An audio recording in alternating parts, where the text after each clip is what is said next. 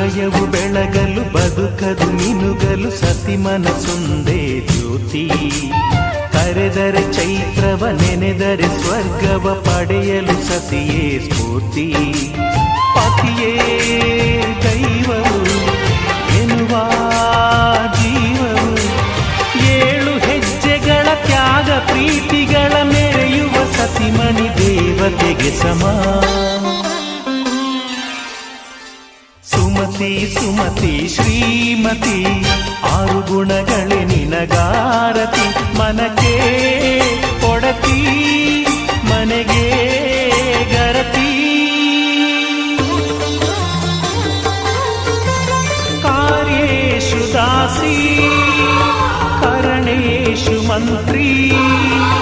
ಪೂಜ್ಯೇಷು Mata ರೂಪೇಷು Lakshmi.